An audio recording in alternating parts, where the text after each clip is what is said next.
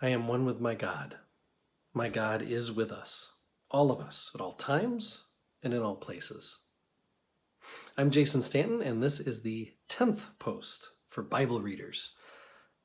Some things in life are just counterintuitive, to me anyway. Pruning bushes or trees, for example. I remember as a kid thinking, really? If you cut it all back, sometimes to the point where it looks like you've killed the poor thing, that'll help it grow even stronger? Or flossing my teeth, if it's been a while and I get back at it and my gums bleed, this is helping?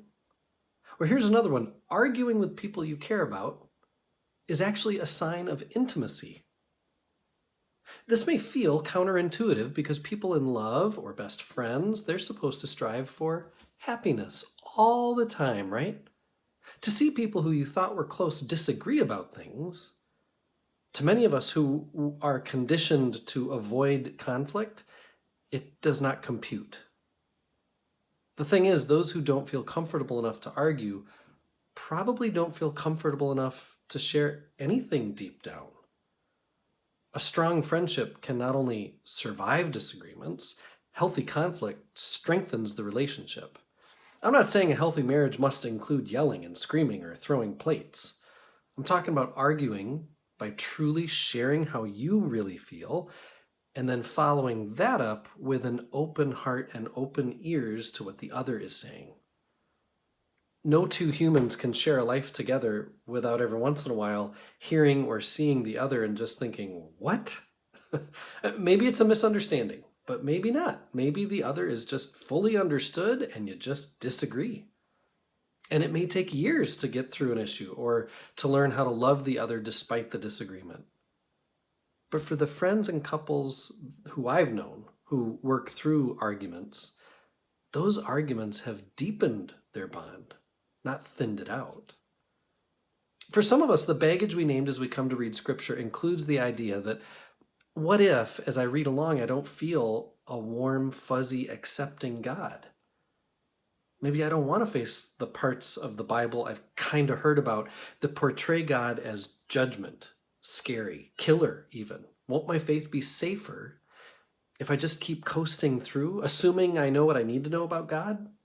That God is love, God died for me, and grace, grace, grace, grace, grace. I'll just speak for myself here, but I don't want a safe faith that is stuck in my 14-year-old confirmation level self any more than I want my marriage to stay stuck in our newlywed phase. It's true that parts of that first year of marriage were great, for sure. But I was still so much more selfish about my time back then. I hadn't learned to listen to Carla very well. We were clueless how to talk about money.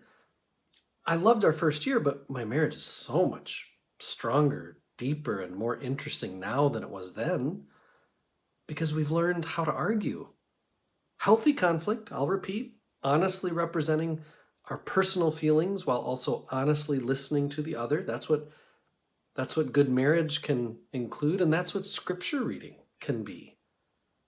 There's a great story in Genesis about Jacob wrestling with God at the river, and they wrestle all night, and neither wins. But in the morning, Jacob gets renamed Israel. He's struck on the hip. He walks with a limp the rest of his life, but he's also deepened his relationship with the Holy One. It may feel counterintuitive to think we're going to seek out arguments with God, but if we can help each other listen with an open heart, those arguments will be worth it. Your assignment today, read 10 minutes of Luke, we're up to double digits, and journal, how do you think daily Bible reading may strengthen your relationship to God? I am one with my God.